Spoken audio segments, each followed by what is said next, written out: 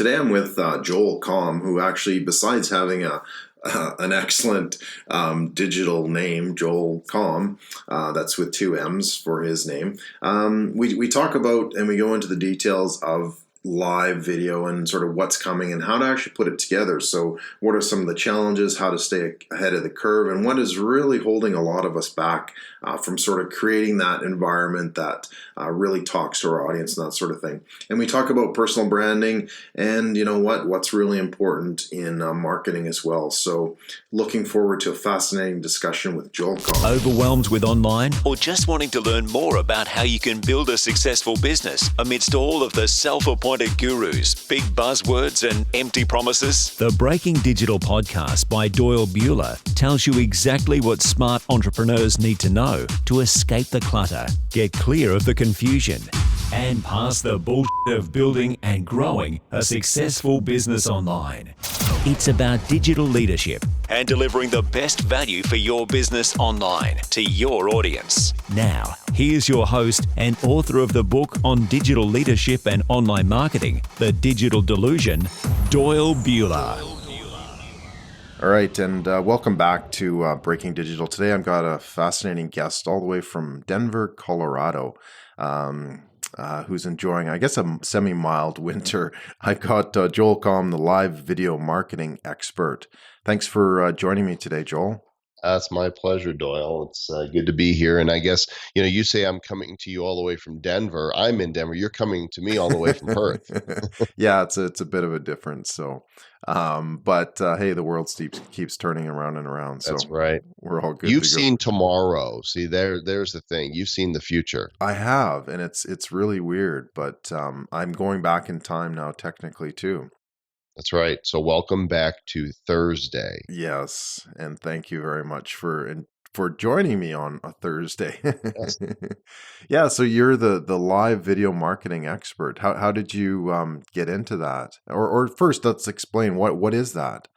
Well, live video, I believe, is the most significant move in social media since the invention of the smartphone, since we were able to access social media on our smartphones, because basically with the perfect storm of apps that make it easy for anybody to go live on Facebook or on Twitter or a number of other services, with the bandwidth that can support streaming live video, with everybody having smartphones now, the last couple of years have really seen us going from the pioneering phase of broadcasting live video to the early adopter phase, which is where we are right now. And live video is basically something that anybody can do by having an application on their mobile device, and now more and more desktops and laptops, and instantly broadcast over their own camera to the world using these apps. And it turns out it's just the most low cost and immediately effective way to build your brand and to gain customers. No, that's fascinating. Fascinating. So then we should actually be live. We should be doing this live. What's wrong with us? Well, I'm live right now. Oh, are you? Oh, okay. Yeah, I mean, we're here in the moment. We're recording it live. Which true. Yeah, but we're not on Facebook Live. I've got to get my act together. Maybe that's why I'm calling into the past again.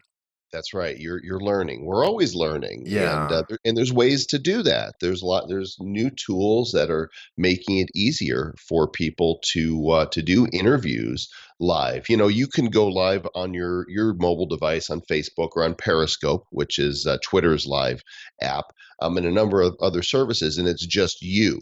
But what we're starting to see is some apps come out now that allow you to do interview style, where you can have a guest side by side in two different locations. Cool. Which one's that?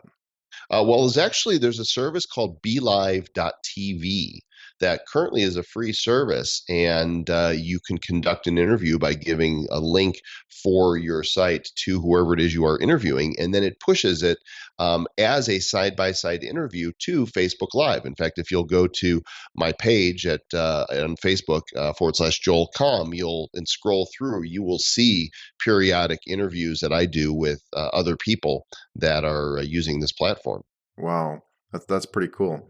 Something that I have to try a little bit more. So why is it that we weren't doing live like I don't know a year ago, 18 months ago? Was it the technology? Was it just the capabilities? What was it?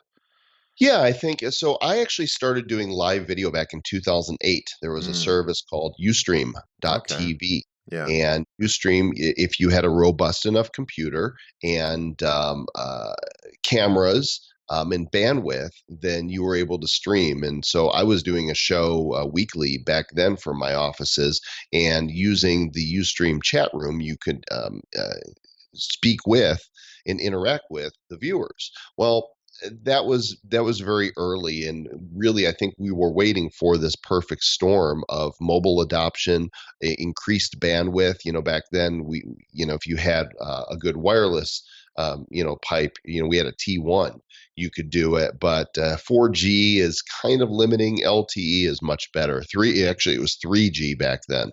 Really difficult to stream live video over 3G. 4G makes it possible. LTE is much better, and of course, any type of Wi-Fi that's got better bandwidth than that is even better. And then the apps that made it easy to use. Ustream was a little more complex. It required desktop operating system to do it. They eventually did come out with an app, and it was really in spring of 2015. It was at South by Southwest and in Austin that year that Meerkat became the breakout live streaming app. They weren't the first one to do it, but they were the first that really began to garnish attention from people. And I remember streaming for hours there. And the very next week, Twitter announced that they had purchased an application called Periscope that became their live streaming app. And shortly after that, Facebook started rolling out Facebook Live. Now we've got Instagram Live. I believe we're soon going to have Snapchat Live, and there's a number of other desktop and app services. The App Store is starting to get overwhelmed with them, in fact. And the future is here, and we're going to be seeing over the next few years the move from early adopter to mass adoption. And this is why it's so essential that brands and businesses are paying attention to live video, learning how to do it and do it right, and help to accomplish their goals. It really is the way of the future. No, that's fantastic. So what really is though? Is there an issue if people are going live all the time? What are some of sort of the content issues? Like, I've heard that because a lot of it is boring and it's, we don't necessarily want a look into everybody's life every single day. How do you sort of build that content strategy, or what's really important to sort of growing a live audience? Well, quality, always quality, right? There's, hundreds of channels on cable TV now, and the ones that get the most views are the ones that are a combination of content that people want to see and marketing. Same thing, when we look at like YouTube or recorded videos, there's hundreds, thousands, hundreds of thousands, if not millions of videos uploaded every day. Some of them get no views. Some of them have built a large following and get hundreds of thousands and millions of views. And it has to do with creating content that appeals to an audience. And that content could be informational, it could be inspirational or motivational, it could be entertaining, it could be experiential. Whatever it is, when you go live, you want to make sure you're bringing something of value to the people who would be watching. And of course, if it is valuable, people are going to tell others, hey, you should watch this. Subscribe to this guy. He does, these broadcasts on Periscope, or he broadcasts on Instagram. You want to get notified when he goes live because he's going to talk about something that is interesting to you. And that's really the way all, marketing and word of mouth works. So how should we be marketing it then? Oh Should you gosh. market it in advance? Should you, because I've seen that sort of where people say, "Hey, I'm going live in half an hour," or how have you built your audience? Let's be specific here. Lots of different ways. That's certainly one way. It's a launch of sorts. We remember back in the day we had the TV guide. It would tell you what's on and what channel at what time to watch it. We still traditional television still works that way, though we have more and more on demand. But creating an image, for example, is something I'll do, a graphic that will promote a show. If I'm going to do an interview with somebody in particular, or I'm going to discuss a certain topic, I will announce beforehand that I will be going live. Tools are coming that allow us to schedule and get people subscribed beforehand. In fact, Facebook, on many page owners, you're able to schedule a live and announce it, and people will then be notified when it actually happens. There's other sites that allow people to put in their email address and register, kind of like you would for a webinar, or a teleconference. And so they get notified when you go live. But any type of marketing you can do beforehand is going to be useful. Now, I don't always do that with my streams, especially on Periscope. I don't know when I'm going to go live until I decide, oh, there's something that I want to share and I'm going to go live. And when I do, that's when, especially on on Twitter, my Periscopes automatically show up as a tweet in my Twitter stream. So people who are following me now see that I'm live. I can also do the same thing on Facebook. If I go Facebook Live, there it is in my stream. Some people will get notified if they have those notifications turned on. But, we seem to do pretty well for just being spontaneous and pulling people into a broadcast. Oh, that's good. Does obviously, like, you've been sort of doing the digital marketing for quite some time, so you have a good audience. How could somebody sort of start to build their audience if, say, they're a little bit smaller, they just want to get into live, they're just sort of wrapping their head around the technology? The technology is really easy to use, right? You can get sophisticated with it, but basically all you need is your phone that has the app, either Facebook or Periscope or Twitter, installed on it. And then all you have to do is say go live, type in your subject, put in your hashtags, and hit go, and in your live. And now it's going to show up in your stream. So if you're new, odds are people who are following your existing page or your tweets, some of them are going to see it.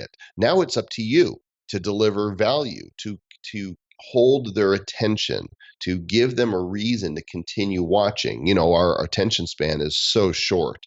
And so you've got to give people a reason through your subject line so they know what to expect, and through the content that you're delivering to them while you are actually live.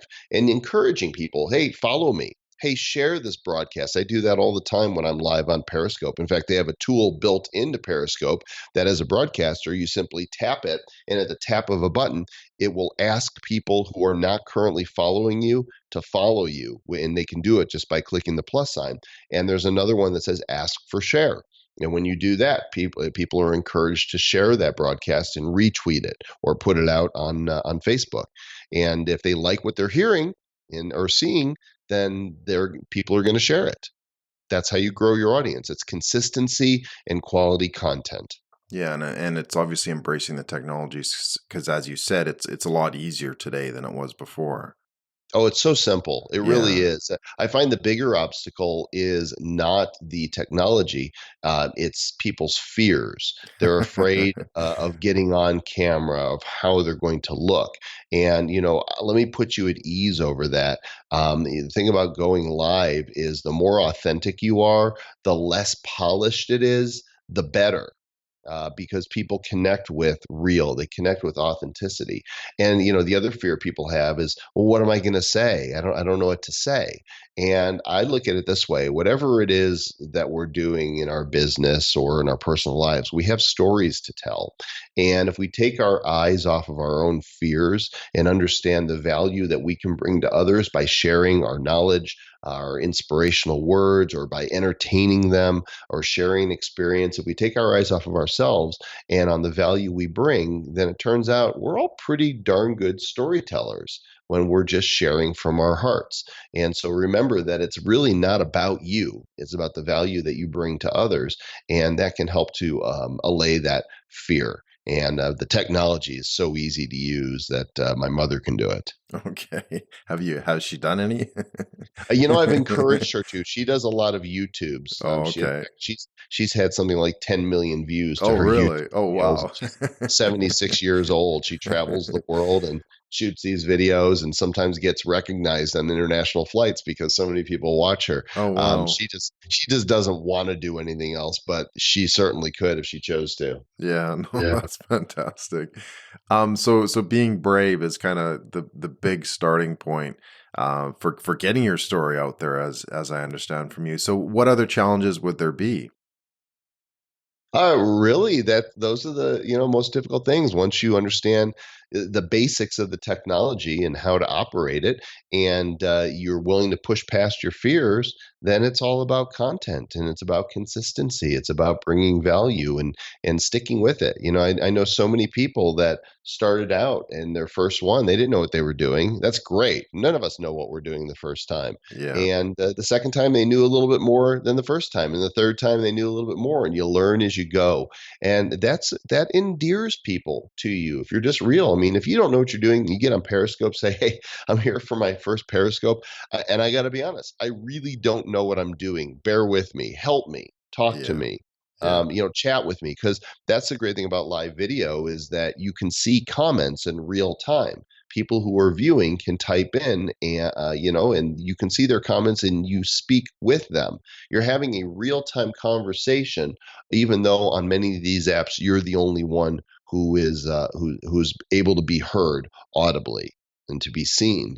It is a conversation that takes place, and we've seen people use live video for so many different reasons, and many of them include interacting with the audience. yeah. No, that's fantastic. So, get over your fears, get over yourself. Just Yeah, get over start. yourself. Come on, you can do this. I believe in you. Okay, but you should have a topic up front, right? Like or should you just completely wing it? Well, look, you can break the rules because there really aren't rules. Now, if you're just going to go and wing it, for example, Instagram doesn't let you type in a topic. So if you've Mm, got followers on Instagram and you go live, then people aren't going to know what you're going to talk about until you're talking. One of the things about Instagram is the moment your video is no longer live, it disappears. Unlike Facebook and Twitter, where you type in what it is you're going to talk about before you hit that go live button. And it gives you an opportunity to use hashtags, and ride the wave along some trends or breaking news. So, if you're smart about positioning what you're going to talk about related to what's happening in the world, then you're likely to get more viewers. For example, I went to Washington, D.C. last week, and I was there for the presidential inauguration. Well, a lot of people were really curious to see what was happening around the inauguration, the protesters and the supporters and the riots. And so I got ridiculous numbers of views. A couple of my broadcasts on Periscope hit 32,000 viewers. 32,000 people saw some part of my broadcast, and it was like a 45-minute broadcast. And so it was a current event and it was of interest. So, you know, give people whatever that value is, something that's going to interest them. and how do they tie that in then, I guess, from the business side as well? So you are about, marketing, right? Somebody who's say about I don't know, consulting or, something like that, Right. a dentist. How do they sort of build that real Sure. life Let's stuff let's in? talk about the dentist. I love just taking case studies and pulling it out of my ear and let's see what comes out here. Okay. If you're a dentist and you want to use live video, how could you use it? Well, you could use it as education, right? You could do different broadcasts on teaching people, perhaps about the gear, the equipment that you use, about different types of gum disease, perhaps, and how to avoid it. You could do reviews of toothbrushes. Right, you can provide people with information. You can get personal and tell people about your history. Why did you become a dentist? Right? Why are you passionate about dentistry? What are some of the stories that you can tell of really great endings when somebody came in with a big problem and how happy they were afterwards? You can interview patients. You could go around the office and introduce the staff. the receptionists, the dental assistants, hygienists, like give them a chance to come on screen. You could walk around your neighborhood and show people, hey, this is where our office is. This is, there's a great restaurant over here, and here's this little boutique that we like over here. These are just some ideas off the top of my head. Mm. And there's just so many more directions you can go. The key is to connect with people. And, we buy from people that we know, like, and trust. And so as you're showing me around your neighborhood, as you're telling me your story about why you're passionate about dentistry, as you're showing me the cool machine, the latest technology, or what the experience would be like from a patient's perspective, sit in the chair, show me what it looks like, show me how clean it is and how happy your staff is. As you do this, if I need a dentist in the area, I'm most likely to go to somebody who I have felt a personal connection with.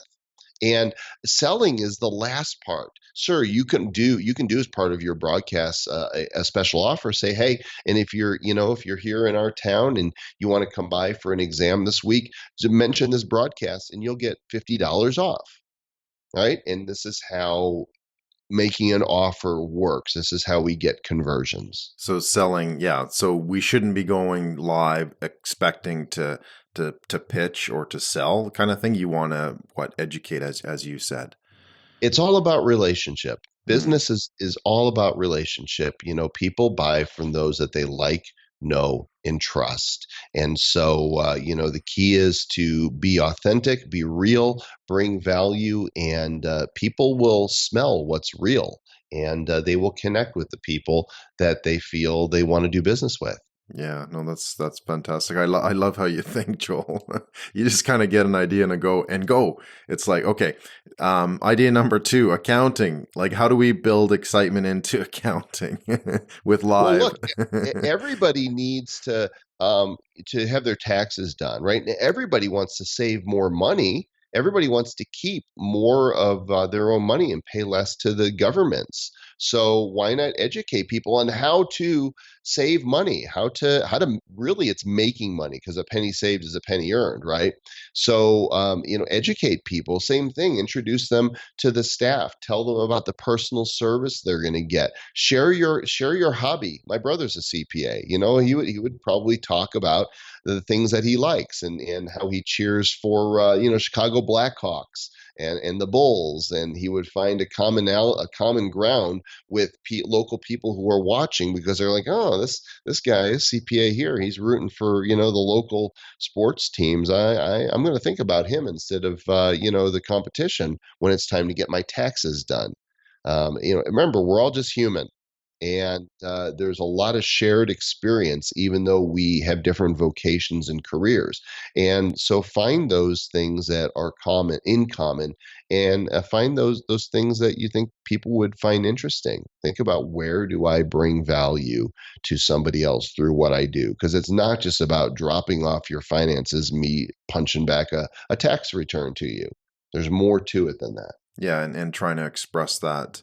And get that out there. Could you go too far, though, the other way, to say, obviously it's been a pretty heated political environment, not just in the US, but around the world. Do you find, I don't know, are things getting too politicized, and should a personality kind of step back from that and say, you know what, I respect you for what you're doing, what you believe, but at the end of the day, it's business and life kind of thing. What are your views? I think it's different for everybody, and you have to count the cost, right? If you're going to be very political in what you're sharing, first of all, the question is, are you offering a political product? Is your product that you are a pundit, right? If so, then that's what you're going to go live. There's plenty of people that do that, and that is the topic. They're talking about either being for or against, the current administration here, in the United States, or whether there's people broadcasting in the United Kingdom, and they're talking about Brexit from one side or the other. That's the topic, and of course, that's what people are going to talk about. Now, if you're a business person, you're a retailer, you're a jewelry store, and you want to get customers in to buy more rings and necklaces and earrings, and you're talking politics, well, then just be prepared to alienate a solid percentage of people that might be offended by your position, the other side of whatever your position is. And so, if for some businesses, it's worked very effectively. The more polarizing, the more they endear themselves to the side that agrees with them. And so, instead of appealing to everybody in one way, they're strongly appealing to one side, and they're strongly repelling the other side. And so, you have to decide for yourself and count the costs, what's important to you and your business, and act accordingly. Okay, so sort of measure the temperature of your audience to see if they would tolerate that or if they were interested or Well, I say do what you want to do. That's the bottom line. In the free world, we have free speech. Especially here in America, and we say what we want to say. We have the right to say whatever we want. And now people have the right to react or respond however they want. Then you have to decide if the reaction's great, you might keep doing it. If it's really negative and you see your business fall off, then you've got to decide what's more important. Is it more important that I share my political or religious beliefs or whatever, or is it more important that I focus on my business? Mhm. So again, count the costs and evaluate it. In some of my posts, in some of my streams, I'll get political, and what that does is it makes some people unfollow me. But at the same time, I get all these new followers, and so it kind of self curates itself, and it's a risk that I'm willing to take. Yeah, no, that's cool. So you've been in digital and marketing for quite some time. How did you sort of get into this, Joel? Oh gosh, I've always been a computer geek. I had a TRS-80 Model 1 with 4K Oh, of RAM I and remember those. a cassette recorder when I was 16 years old. I worked at the food court at the mall. I saved my money, and that was 1980. And Wow, I was dialing into bulletin board services at 300 baud. wow. I registered my first website in 1995, so this is my 22nd year of doing online business. And I've always been into being in business for myself. I don't. I can't be employed by somebody else, and I love the freedom that brings. And one of my goals is to teach others, to inspire them to do likewise. So you've become your own brand, and personal branding is a pretty big thing. How have you sort of grown that from running the TRS-80 to business that functions around the world and helps people with marketing and all that kind of stuff? Oh gosh, so many different ways. I mean, I've done just about everything that's not illegal, immoral, or fattening in Okay. my time online. Whether it's licensing deals or building and selling sites, blogging, internet marketing, affiliate marketing, social media marketing, speaking. I've written 13 physical books. I've had a New York Times bestseller, and I've got three more books scheduled to come out this year. Consulting. There's just app building, software development. I've done a lot of different things. And for me, it's not about any one thing. It's about doing that which I am passionate about in whatever season of life I'm in, because I've discovered that that's where the real success comes from. It's not from finding a system. And this might work for others, just for me.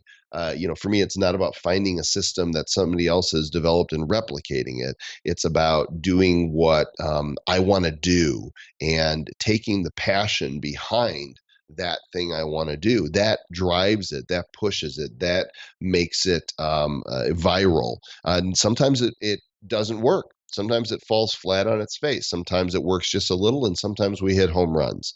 You never know what you're going to get, but it's the life of an entrepreneur, and I wouldn't trade it for anything. Yeah, no, that's good. And it seems like you're not really like I asked you that question, but you're not really. It sounds like you're not really worried about personal brand building because you just kind of do it. Well, but that is my brand. Yeah, yeah, no, That I that understand that. right Yeah. there is precisely how people know me, from the different things that I've done. And it's really interesting because I meet people at conferences, and they're like, "Oh, I've been following you since the early days of worldvillage.com, which I Mm, launched is a content site back in 1995. Other people know me from the Yahoo Games site that I created. Others know me for iFart, the app that I had that made number one. I Some downloaded that one. There you go. Thank you. Appreciate your business. Yeah, yeah. Some know me from seeing me speak, a video online, a live video. Others know me from social media, and it's all me. So I'm selling my enthusiasm and my passion for what I do, and so where one person might do live videos, for example, all the time on a particular topic, when people watch me for whatever it is I'm going to talk about, because they know me enough to know that I like when Joel talks about whatever he talks about because he's so passionate about them. They watch for my personality and for my knowledge, for my experience, for my self-deprecating humor, which is rightly earned. You know, and it's kind of like the reason on a much smaller scale than the talk show hosts that are on commercial TV, like an Oprah or an Ellen or somebody like that. They don't know who's going to be on the show. People watch because they want to connect with that personality, and so that's the brand I've created for myself. Not trying to, Hmm. just doing what Just I do do. it. Yeah. No, that's cool because I mean, that's where that sort of enthusiasm comes from. It's like, yeah, let's just get out there and do it. And I think if you can kind of give that message to everybody, it's like, yeah, just, you know what? I don't have a formula. I don't have, whatever. I'm just telling it like it is, and helping people along that path. Which, by the way, that question inspired me, because I think what I want to do, and I might do it tonight, depending upon if I find the time and energy, is how to build a personal brand. Mm, I think that I kind of synopsized it there, but I'd like to dig into that a little bit and share that with a wider audience. So, yeah. thanks for that question. Yeah, no, no, no problem. What kind of keeps you ahead of that curve then? So, you're obviously at the leading edge of a lot of tech and sort of that interaction side. Um, how do you stay ahead of the curve? Like what keeps you informed? Who do you look to, or what do you look for, to say, hey, this is going to be something that I need to do? I think it's my curiosity, this childlike, playful sense of wonder I have with the world. Is I'm such a nerd when it comes to technology, and I've got friends that will text me and say, "Have you seen this?" Mm, Somebody always introduces me to something, whether it's an individual that I know, or I read an article, something. I follow a bunch of different Google alerts related to live video, so I can keep up with the latest updates and share it with my followers. But something originates somewhere all the time, and so I usually hear from somewhere or someone that something's up, and if it sparks my curiosity and I'm interested, I go check it out, and then I decide, is this, it's like going into the toy store and having free run of the toy store, and finding something interesting and going, okay, do I want to keep playing with this, or do I want to find something else? And so I settle in different seasons of life for what toys I want to play with. Right now I'm playing with live video, and I probably will for years to come. I'm playing with virtual reality. I own an Oculus Rift, and I love playing with that. I'm playing with 360 video. nice. These are the tech toys, at my disposal right now, and whatever comes next, I'm not sure what it's going to be, but odds are, at some point my interests will shift a little bit, and what I'm talking about will shift a little bit, and I'll be in a whole different space. And so, do you have an Oculus Rift on now, or? Well, I'm not wearing it at the moment because it would just be weird to be sitting here.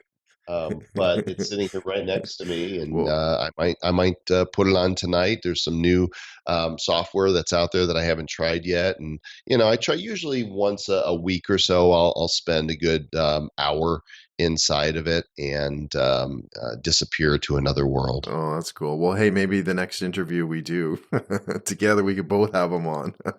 Well, you laugh about it, but that's actually not so far off. There's already applications available for the Rift and for the HTC Vive that allow you to enter into a virtual space as an avatar representing yourself, and other people are walking around. Kind of like, remember, Second Life. Remember the game Second Yeah. Life? Yes. Yeah. Now imagine being in that world, not just looking at it on your monitor. But what's happening is worlds are being developed where we can have a conversation just like this, only you'll be looking at me in a form of an avatar. And the further away you move your joystick or controller away from me, the lower my volume is. We're going to be attending conferences and events virtually like this, in rooms with hundreds and thousands of people, and you will walk up to somebody in virtual reality and you'll see your friends all without leaving your home. Now, don't get me wrong. Social interaction face to face is irreplaceable, as a way of being. I hope that it never happens where we don't go out and actually, have human contact. But we do a lot of conferencing right now, and even this interview. What if we were wearing our VR headsets, and the conversation we were having was in a space? We could be standing, in Fiji having this conversation. And it just opens up horizons of what you can do and where you can be and what you can experience. And I want to be on the cutting edge of showing that to people. Oh, fantastic. I'm tasting that pina colada right now as we speak. There you go. Sounds good. Well, so it sounds like that's sort of the expression of passion came out in that one, Joel. Yeah, I'm so excited about it. is that so? Okay, when you do your first Facebook Live virtual reality conference, please let me know. Yeah. Well, I using some software that allows you to share your desktop via live video. I've actually broadcast some of my virtual reality experiences. In fact, one of them I did on Periscope a few weeks ago. There's a game called The Climb, and it simulates mountain climbing in this game. And using the hand controllers, you are in the Alps or in the Grand Canyon, and so I was able to show people split screen, me on one side with the camera on me, and then what I'm looking at from the screen capture on my computer on the other side. So people could actually see me physically doing it, but they could also see what I was looking at and experiencing as it was happening. And we got thousands and thousands of views to that one. They were just fascinated by it. Oh, fantastic. That's brilliant. So yeah, when yeah, I love that. And obviously you do too, sort of taking that technology and that sort of thing. Funny thing, before the show, we were actually looking at Google, because that's sort of where I want to go next. Googling live video marketing expert and seeing how you sort of ranked online, which obviously came up number one, which is fantastic. How else can we find you online? How do we get in touch with you? I am, to my knowledge, the only Joel Comm in the world. Okay. And so joelcomm.com and at joelcomm on Facebook, Twitter, Instagram, Snapchat, LinkedIn. If you just Google my name, you'll discover more avenues to connect with me than you would ever want to. Oh, fantastic. But there's only one real Joel Comm.